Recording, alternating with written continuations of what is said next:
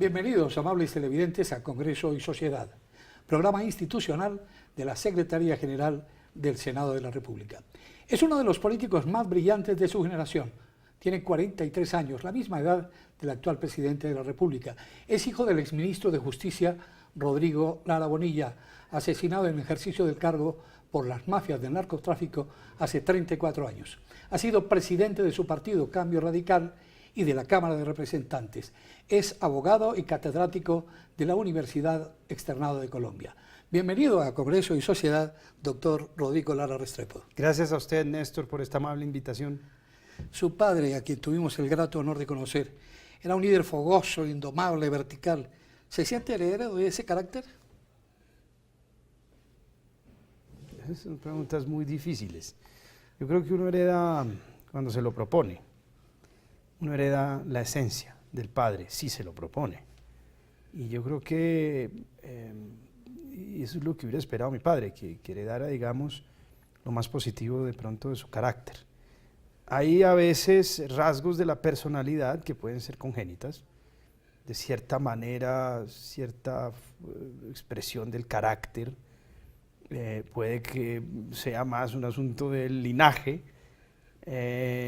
pero en últimas, yo creo que uno realmente es heredero cuando construye básicamente un camino sobre la base de la esencia que puede obtener o heredar del padre. Pero yo soy un poco esquivo por ese tema de las herencias del padre, porque creo que en política pues nada se hereda realmente y nada se debe heredar, más allá simplemente del espíritu, del sentido, digamos, que le imprimió el padre al servicio público. Pero en últimas el grueso lo tiene que hacer uno y lo tiene que construir uno mismo. Y yo creo que esa es la educación que uno recibe y la que yo recibí de mi padre hasta que pude pues, vivir con él. Siempre hizo un esfuerzo por formar a una persona que tuviera curiosidad e interés por el estudio, disciplina y en últimas, pero que aprendiera a valerse por sí mismo. Yo creo que conociéndolo, eso es un poco lo que él quisiera de su hijo, pues por lo menos es lo que yo quisiera de mi hija y de mi hijo. Tenía usted 8 años cuando murió su padre. Sí. Su figura frente al féretro, la figura de un niño de 8 años al féretro de su padre, está en la memoria colectiva de los colombianos. ¿Cómo recuerda a Rodrigo Lara? No, de muchas formas, pero por supuesto el recuerdo principal es el del padre. Es el del padre cariñoso, afectuoso, el del padre que expresa un profundo amor hacia su hijo, porque de él recibimos mucho amor y mucho cariño. Era un niño igual, sin embargo era un padre absolutamente afectuoso, cariñoso, que yo me interesaba mucho por lo que él hacía, me gustaba, y él desde temprano dijo, bueno, yo creo que este como que va a ser político, el menor va a ser cura y el segundo va a ser pirata, decía. En todo caso, lo recuerdo como eso. Ahora, era muy exigente en un asunto, en el tema del estudio. Era supremamente exigente y desde muy temprano podía ser muy bravo cuando sacaba una mala nota. Muy bravo.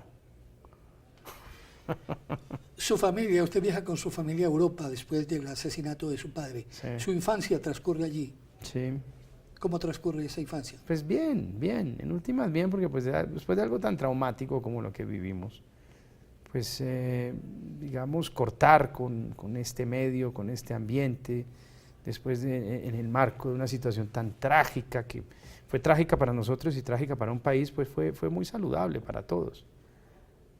Fue muy importante porque nos permitió crecer muy lejos y de esa manera también reencontrarnos con nosotros mismos y poder iniciar una vida, digamos, en un país muy sano, que es Suiza. Yo le tengo mucho cariño a Suiza porque pues allí pasé parte de mi infancia, de mi adolescencia y la verdad, pues además como veníamos de un ambiente tan pesado, con tantos problemas de seguridad, pero sobre todo con tanta intimidación y amenazas, porque lo que recibía mi padre más que todo era intimidaciones y amenazas permanentes.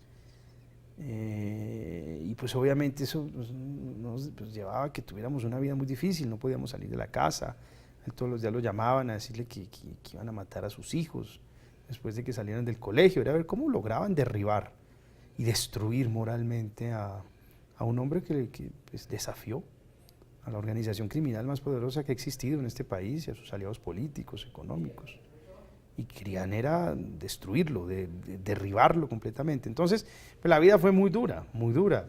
Y además, pues como él era un hombre fuerte, no se dejó intimidar, pues obviamente hacía que la vida fuera muy difícil. Muy difícil, entonces pues allá éramos muy libres, muy tranquilos. Yo podía salir por primera vez solo, coger un bus, un tranvía, montar en bicicleta, iba solo al colegio, es decir, un sentimiento de libertad que en ese momento pues, se convirtió en un verdadero renacer para nosotros. ¿Regresa al país, estudia en el Liceo Francés? Yo estudiaba pequeño aquí en el Liceo Francés y el colegio lo terminé haciendo en Europa, y ya cuando regreso pues decidí regresar, fue una decisión deliberada para reencontrar o conocer prácticamente a mi país porque me he ido muy pequeño. ¿Y tenía la intención desde ese entonces de hacer política? Yo creo que desde muy temprano siempre orienté un poco mi formación y mis inquietudes hacia el servicio público. Desde muy temprano he tenido un apetito voraz por conocer las vicisitudes y todas las características del Estado, del servicio público, pero sobre todo conocer al hombre en sociedad, su desarrollo, su convivencia, estudiar la filosofía, estudiar las ciencias del comportamiento, la sociología, la historia. Ha sido realmente mi pasión y trato de mantenerme instruido en esos asuntos, pero desde muy pequeño he tenido siempre esa inquietud. Entonces eso ha sido pues una forma de orientar mi carrera hacia el servicio público. ¿Ingresa a la Universidad de Externado de Colombia, se hace abogado allí? Sí, y quería ser sociólogo en un principio, porque tenía la idea de que la mejor manera de conocer mi país era a través de la sociología. Me encanta la sociología. Tenía cierta prevención hacia el derecho, lo veía de pronto como una formación un poco escolástica, le tenía mucho miedo un poco al carácter o a una enseñanza muy memorística, pues porque bien o mal una virtud del sistema de educación francés es que pues, desarrolla un sentido crítico y no acude o no abusa de la memoria, digamos, en la educación escolar y superior. Yo le tenía mucho miedo al tema de la memoria, que me emociona recitar cosas y de cierta manera esa tradición escolástica existe en nuestras universidades y me producía una alergia terrible, pero finalmente no estudié la sociología, entré a estudiar Derecho. Tenía de pronto algunas prevenciones con el externado, no porque tuvieron problemas con el externado, ni más faltaba, sino porque era la universidad de mi papá y yo quería estudiar en una distinta a la de mi papá, un poco por el miedo a la sombra que producen figuras tan importantes y tan presentes en la memoria de los colombianos, un poco buscando mi camino, mi identidad, que es lo más difícil en estas situaciones. ¿Ha ejercido también el periodismo? Hombre, pues sí, en unas etapas muy cortas. Pues yo fui columnista, he sido columnista, es que me gustaba escribir en El Espectador. Primero fui en el diario del Huila, que es nuestra tierra, la tierra de mi apellido, de mi familia, de mi padre. Yo nací en Neiva, si bien he vivido más tiempo acá en la ciudad de Bogotá, pero tengo de allá, como dice uno, de allá de la sangre, la tierra, y allá enterramos los muertos. Entonces, allá empecé a escribir en el diario El Huila y en el diario de La Nación, y luego escribí en El Nuevo Siglo y finalmente en El Espectador, antes de volver a meterme en el tema político. ¿La cátedra ha sido otra de sus pasiones? Sí, la cátedra yo la disfruté mucho. Yo llegué a vivir a Colombia, después de estudiar me fui en 2 ocasiones para Europa a estudiar nuevamente. Estuve en Francia y cuando regresé me vinculé a la Universidad Externado. Yo me fui becado por el gobierno francés y becado por la Universidad Externado a estudiar, hacer lo último que hice, que fue la maestría en la Escuela Nacional de Administración de Francia, y cuando regresé volví al Externado. Y fue una experiencia muy interesante porque la cátedra le permite decantar lo que usted ha estudiado, es decir, aterrizarlo y realmente procesarlo, porque pues le obliga a usted a someterse a la disciplina y al rigor básicamente de la expresión académica, del escrito académico. Entonces fue una experiencia muy grata, disfruto mucho las clases, enseñarle a los estudiantes, transmitir conocimientos y hoy transmitir más experiencia, pues yo estoy desconectado de la cátedra digamos, rigurosa desde el 2007 más o menos. Después seguí enseñando, pero ya no en facultad, en la maestría, por ejemplo, de Gobierno Municipal, de la Facultad de Derecho del Externado o en Finanzas y Relaciones Internacionales, que era donde enseñaba inicialmente. Después seguí enseñando en el CESA, pero ya estudiantes de Administración de Empresas, en donde usted mezcla o hace una mezcla entre Derecho Constitucional, Derecho Administrativo y en sí Teoría del Estado, con toda la vivencia que usted puede tener ya para explicarle a estos jóvenes estudiantes de Administración de Empresas lo que es el funcionamiento del Estado. Que pues es el mundo que van a tener que enfrentar en parte, ¿no? Si están en el ámbito privado. Rodrigo Lara Restrepo, un apasionado del conocimiento, de la academia y un político con mucho futuro, aquí en Congreso y Sociedad. Vamos a algunos mensajes institucionales y ya regresamos.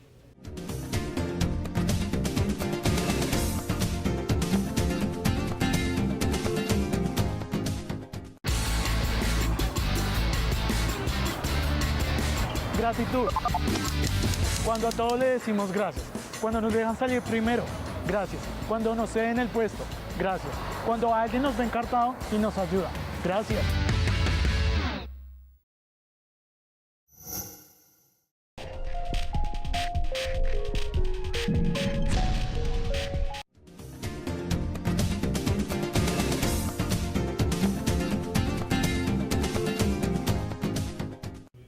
De nuevo en Congreso y Sociedad con el senador Rodrigo Lara Restrepo. Ha llegado su generación al poder con Iván Duque. ¿Qué lo aleja y qué lo acerca a ese gobierno? Pues lo que más me acerca al gobierno de Iván Duque es tal vez él. Él es un colega, coincidimos en el Congreso, él como senador, yo era representante de la Cámara, y en lo personal tengo el mejor concepto de Iván Duque. Es una persona bien intencionada, un buen ser humano, que enfrenta pues un desafío muy grande, que es el ejercicio de gobierno. Es un liberal, yo también soy liberal. Él es un liberal más de derecha, yo soy un liberal más socialdemócrata, pero coincidimos, digamos, en el núcleo de los valores y de la concepción democrática propia del liberalismo. Él es un liberal de derecha, le ha tocado tal vez expresar un discurso aún más de derecha, pues porque va por el uribismo, que no es un movimiento liberal, es un movimiento de derecha, más de matriz conservadora, y que me aleja, pues de pronto que está un poco más a la derecha de lo que yo quisiera, en materia de política económica, más política tributaria. Coincidimos de pronto porque yo creo en una línea así muy firme y muy clara en materia de orden público. Yo creo que la autoridad debe ejercerse en todo el territorio nacional, pero al mismo tiempo, cuando se ejerce la autoridad sin vacilación, proteger la seguridad de los colombianos, debe también haber alternativas.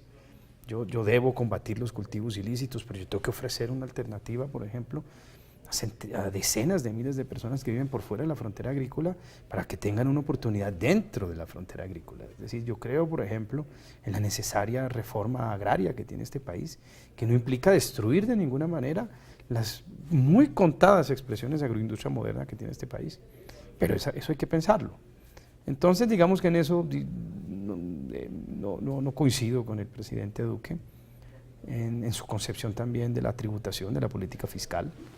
Yo no soy de los que cree que abriendo un hueco fiscal inmenso para darle dádivas y regalos al sector productivo, eso va a jalonar la economía. En ningún lado está demostrado que eso funcione. Lo que sí termina es ahondando las diferencias en una sociedad, haciendo aún más irremediable las profundas inequidades de una sociedad. Y en últimas, la política tributaria debe ser progresiva y debe ser redistributiva. Usted ha propugnado por una reforma tributaria estructural. Absolutamente. Yo pienso que en una sociedad todos deben poner, todos debemos poner, unos más y unos menos, pero todos debemos poner, en proporción a lo que gana cada quien. Y eso significa que el privilegio de la exención tributaria no puede estar del lado del que tiene mucho. Y eso es básicamente lo que propone esta reforma, que no es una invención del doctor Duque, es una tendencia que viene aquí en Colombia desde hace ya varias reformas tributarias y que básicamente parte de la falsa premisa de que si usted le regala plata al rico, el rico va a generar empleo. Mire, por ejemplo, la última reforma tributaria en los Estados Unidos de 2005. en donde se le dio una cantidad de regalos a ciertos sectores, y como ha venido pasando con esta reforma tributaria, también se le dio una cantidad de regalos tributarios a unos sectores muy poderosos. La plata que han reintegrado o que ha retornado a los Estados Unidos no se ha terminado invirtiendo en más empleo ni en más capacidad productiva. Se ha reinvertido en la recompra de acciones, por ejemplo, las grandes empresas tecnológicas, y se ha reinvertido básicamente en la repartición de dividendos. Entonces, el cuento de que regalarle plata a través de exenciones y deducciones tributarias al gran capital genera empleo y riqueza no es cierto. Tampoco es cierto aquello de que si no se le dan los regalos tributarios a 3 o 4 poderosos de este país, se van a ir del país. Este es un país que tiene un mercado de 50 millones de habitantes, 50 bocas por alimentar, que ha logrado consolidar progresivamente una clase media con capacidad de consumo. Es decir, este no es un mercado pequeño, este no es una isla del Pacífico. Aquí hay mucho interés en invertir. Lo que yo sí creo es que hay que empezar a proteger un poco ese mercado. Hay que empezar a seleccionar muy bien en qué abrimos nuestra economía y en dónde debemos proteger, porque tenemos que estar abiertos al mundo, pero también hay que proteger lo nuestro. Y si nosotros logramos esa sabia combinación, yo estoy seguro que aquí surgirán muchos talentos de emprendimiento, de capacidad productiva, y si el Estado sabe canalizar los excedentes del ahorro que está en los bancos, en el sector financiero, esa plata habrá que canalizarla y hay que llevarla a que se canalice hacia la generación de valor agregado y hacia una política industrial nueva en el país, porque pues no podemos seguir dependiendo de exportar petróleo, carbón y unos cuantos minerales. El cáncer de la corrupción. No avanzan los proyectos anticorrupción en el Congreso de la República. Sí, yo soy francamente de la tesis de que la mejor política anticorrupción está básicamente en la raíz del problema, que es la politización de la administración pública, es decir, en la instrumentalización de la administración pública por parte de operadores políticos. En cualquier lugar del mundo, si usted le permite a los políticos incluir dentro de sus factores de competencia el Estado de la administración, pues termina manipulado, instrumentalizado y para mal en corrupción. Si usted a los políticos les pone una regla de juego que le dice, mire señores, esto es el Estado, esto es la administración pública, y entre usted y ellos y el Estado hay una muralla china. Haga su competencia política sin tener acceso al Estado y pues verá usted que pues, la corrupción merma y muchísimo. Mientras que usted tenga funcionarios que no le deben su pan y su estabilidad a un político en competencia, pues esos señores van a propender por el bien común, por el bien superior. Si estos señores dependen del político en competencia, pues la lógica del interés público estará supeditada al interés electoral, entonces va a haber corrupción. Ese es el punto que hay que resolver. El resto es muy accesorio y muy cosmético. Usted puede subir penas, crear nuevos delitos, crear nuevas unidades de investigación, mientras que la ley de la competencia electoral, que es superior a todo esto, tenga acceso o pueda acceder a la administración pública y supeditarla.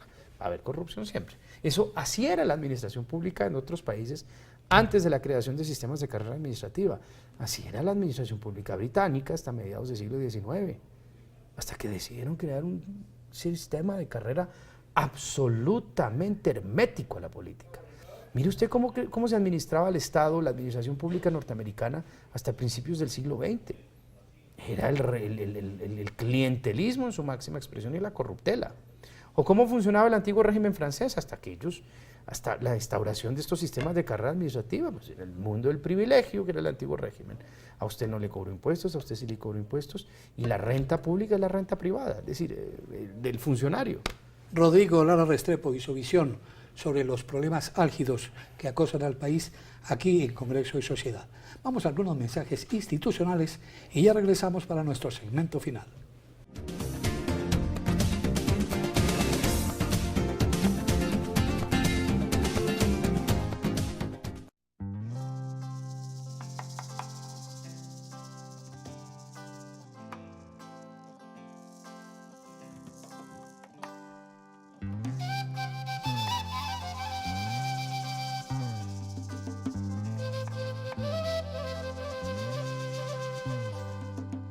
Dame la mano y en este tiempo, como un regalo de amor, una sonrisa que rompe el hielo, somos hermanos tú y yo. Abre los brazos, recibe todo lo que traiga bendición. Prende las luces y de cualquier modo y vístete de otro color. Porque Navidad llegó. Porque Navidad llegó. Con amor, paz y alegría el niño Jesús nació. Un brindis por este día, recíbelo en tu corazón. Con amor, paz y alegría el niño Jesús nació. Un brindis por este día, recíbelo en tu corazón.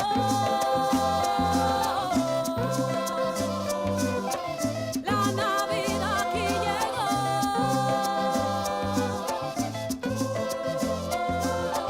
Recíbela en tu corazón.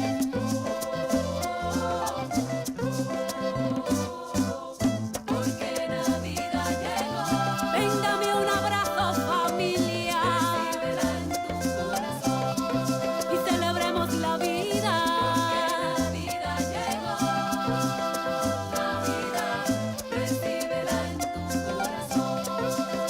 Navidad, ay, ley, ley, ley, ley, ley, ley, la. Navidad, ay, ley, ley, ley, ley, ley, ley, la.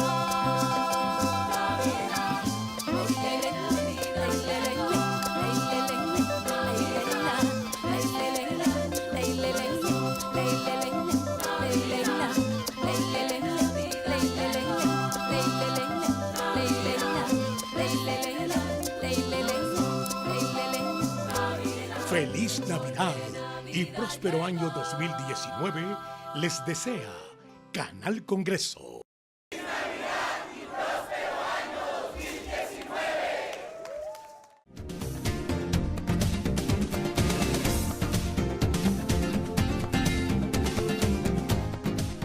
Regresamos con Rodrigo Lara Restrepo, senador de la República, aquí en Congreso y Sociedad, para hacer una culminación más amable de esta entrevista. Es casado, tiene un hijo. Ah, sí, soy casado y tengo una hija, tengo una niña. Y ahorita en febrero me llega un niño.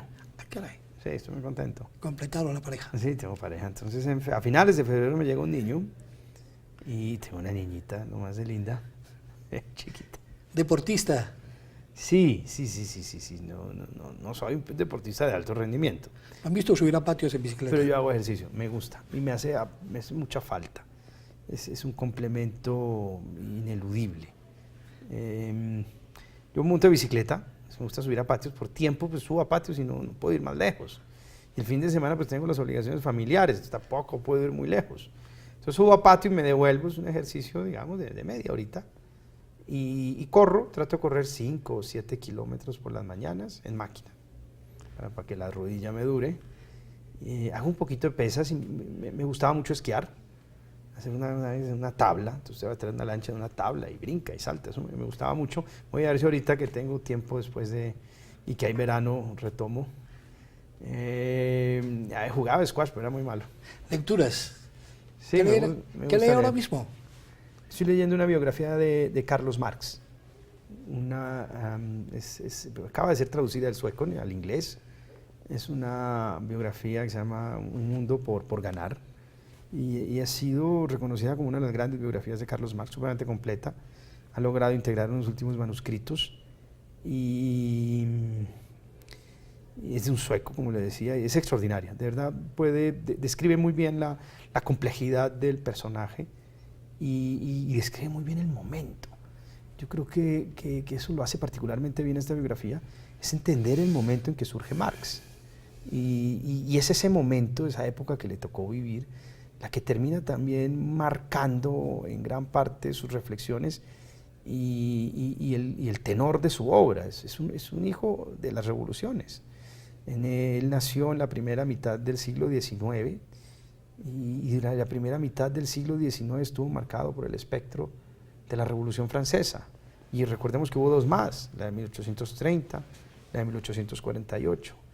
Y esa Revolución Francesa y esas revoluciones liberales terminaron generando teorías o ideas, básicamente, la sociedad de reivindicación. Los socialistas utópicos, Proudhon, que luego él materializó y teorizó y convirtió en una verdadera doctrina, luego con el influjo de Hegel, con el influjo de la biología evolutiva. Entonces es interesantísimo, interesantísimo, porque es que el marxismo tiene un recetario terrible. Digamos, el marxismo es, pues, las recetas son nacionalizar y estatizar, ahí no hay mucho, no ha logrado inventar nada más, pero como herramienta de diagnóstico y análisis de los problemas y de las contradicciones de una sociedad, pues siempre será una ciencia vigente. Entonces se equivocan quienes creen que eso se sepulta. Sí, hay que entenderlo muy bien porque es una herramienta interpretativa interesante, sin duda. Mucha profundidad en sus conceptos, mucho conocimiento de la historia, de la política, de la filosofía. ¿Está, como estuvo en la mentalidad de su padre, la presidencia de la República entre sus metas? Pues digamos que en algo, yo llevo en esto, yo estuve por fuera de la política 4 años, empecé como, yo le hice caso a Fernando Inestrosa en algo en un consejo que él me dio y que se lo agradezco en lo más profundo de mi alma, lo llevaré siempre en el corazón, y es, no se deje coger por la vida. Espere, más bien, váyase a estudiar, haga otras cosas hasta los 30, porque uno realmente puede estudiar y hacer una cantidad de cosas hasta los 30, ya después lo coge uno la vida. Entonces digamos que le hice mucho caso, y ya cuando cumplí 29, 30 fue cuando empecé a meterme en política, antes no lo quise hacer nunca. Y en ese momento usted llega lleno de fijaciones y se pone unas metas muy claras. Hoy en día, ya con el paso del tiempo, digamos que uno tiene aspiraciones, pero ambiciones de una meta precisa, no, es un tema que no me embarga. Yo casi no aspiro ahorita. Yo cuando terminé la presidencia de la Cámara había decidido no aspirar más. Y mirar si de pronto me postulaba otra cosa o no, pero había decidido no aspirar más porque pues también quería ofrecerle de pronto una vida más tranquila, más cómoda a mi familia. La política no puede ser, digamos, una obsesión, y cuando uno la vuelve obsesión y una ambición, termina uno cometiendo errores por lograr ese fin. Entonces yo creo que lo que uno tiene que hacer en esto es trazar metas, trazar líneas, derroteros, saber qué quiere hacer uno y para qué quiere llegar a determinado punto. Si uno siente que tiene algo que ofrecerle al país en determinado punto, vale la pena. Si uno no lo siente, es mejor irse a hacer otra cosa y no volver esto una obsesión y una ambición. Yo casi no aspiro, yo no iba a aspirar, yo me iba a dedicar a hacer otra cosa. Fue mi mujer la que me convenció el último día de ir a inscribirme. ¿El poder para qué? Decía Darío Chandía. ¿Poder para qué lo que quiere uno realmente? Si es por frivolidad y por vanidad, eso termina siendo terrible, porque la política en últimas es dar de sí, ¿no? Es dar de sí por algo, en lo que uno cree, por una idea, por una doctrina, o por unos programas, o por unas políticas. Y eso implica sacrificio. Es vocacional, es sacrificio, es darse pelas por aquello en lo que uno cree. Si uno hace política por la vanidad de llegar, es terrible, porque esa persona que va a llegar al poder nunca va a dar de sí por nada ni por nadie. Siempre va a sobreaguar y va a dejar que los problemas sigan teniendo una mala maduración y proyectándose en el tiempo. Bueno, la respuesta seguramente queda a juicio de ustedes, amables televidentes. ¿Cuál es el futuro de Rodrigo Lara Restrepo, senador de la República? Muchas gracias por su presencia, doctor Rodrigo Lara, en este programa. Gracias, Néstor, por su muy amable invitación, muy amable a los televidentes. A ustedes, amables televidentes, los invitamos a contactarnos a través de nuestras redes sociales. Los esperamos aquí en Congreso y Sociedad en una próxima oportunidad.